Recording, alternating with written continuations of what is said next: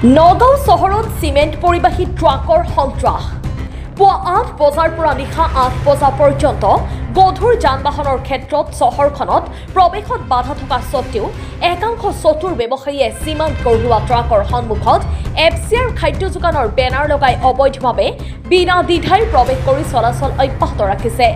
বৃহস্পতিবাৰেও নগাঁৱৰ ডিমৰগুৰিত তেনে এখন চিমেণ্ট পৰিবাহী ট্ৰাক জব্দ কৰে নগাঁৱৰ অসম জাতীয়তাবাদী যুৱ ছাত্ৰ পৰিষদৰ কৰ্মকৰ্তাই। ট্ৰাকখনৰ সন্মুখত লগোৱা আছিল এফচিআৰ খাদ্য পৰিবহণৰ বেনাৰ। ইতিপূৰ্বেও অনুৰূপ ঘটনা সংঘটিত হোৱাৰ পিছতো সংশ্লিষ্ট কৰ্তৃপক্ষই এই ক্ষেত্ৰত গুৰুত্ব নিদিয়াৰ অভিযোগ উত্থাপন হৈছে। লগতে এফচিআৰ খাদ্য পৰিবাহী একাংশ ট্ৰাকত এইদৰে চিমেণ্ট কঢ়িওৱাৰ পিছত চাফ-চিকুণ নকৰাকৈয়ে সেই একেখন বাহনতে চাউল কঢ়িয়াই জনস্বাস্থ্যৰ প্ৰতি ভাবুকি কঢ়িয়াই অনা বুলিও অভিযোগ কৰে জাতীয়তাবাদী যুৱ ছাত্ৰ পৰিষদৰ বিষয়ববীয়াই।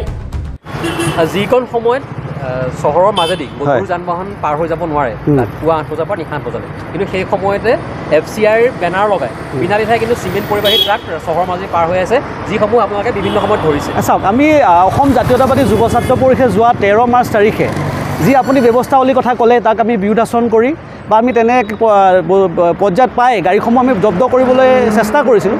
তেনেস্থলত বিভাগীয় কিছুমান গাৰা মন্তব্যই সেই গাড়ীসমূহ তেখেতসকলক মোকলাই দিয়াত সুবিধা প্ৰদান কৰিছিলে আৰু আমি অসম জাতীয়তাবাদী যুৱ ছাত্ৰ পৰিষদে সেই কথা বতৰাখিনি আমি প্ৰায় প্ৰশাসনক অৱগত কৰিছোঁ বা বিভাগীয় যিসমূহ বিভাগ আছে সেই বিভাগসমূহক অৱতাৰণা কৰিছোঁ। তেনেস্থলত আজি আকৌ সেই একে পৰ্যায়ত যিসমূহ ৰাজহুৱা বিতৰণ ব্যৱস্থাৰ লগত জড়িত বাহনসমূহত তেখেতসকলে চিমেণ্ট পৰিবাহী কৰি আছে বা সেই গাড়ীসমূহৰ ৰাতিপুৱা পুৱা ৮ বজাৰ পৰা ৰাতি ৮ বজালৈকে পুৱা ৮ বজাৰ পৰা ৰাতি ৮ বজালৈকে নগাঁও টাউনত সোমাব নোৱাৰে। তেনেস্থলত তেখেতসকলে ফ্ৰুট গ্ৰেইন ট্ৰেন্সপৰ্টেশ্যন নামৰ বেনাৰখন লগাই বিনা দ্বিধাই নগাঁৱত মাজমজিয়াদি তেখেতসকলে পৰিবহণৰ লগত জড়িত হৈ আছে আৰু এই ক্ষেত্ৰত সেই একেখন গাড়ীতে চাউল আৰু চিমেণ্ট পৰিবাহী কৰাৰ ফলত জনস্বাস্থ্যৰ প্ৰতি এক ভাবুকিৰ সন্মুখীন হ'ব লগা হৈছে বা ভাবুকি আহিব পাৰে। তেনে ক্ষেত্ৰত আমি আপোনালোকৰ সংবাদ মাধ্যমৰ জৰিয়তে বিভাগীয় যিসমূহ দায়িত্বত থকা ব্যক্তি বা যিসকল ব্যাগুম যিটো স্বাস্থ্য বিভাগে থাকক বা যিকোনো ৰাজহুৱা বিতৰণ ব্যৱস্থাৰ লগত জড়িত যি বিভাগ সেই বিভাগকো আমি অনুৰোধ জনাইছোঁ, অনতিপলমে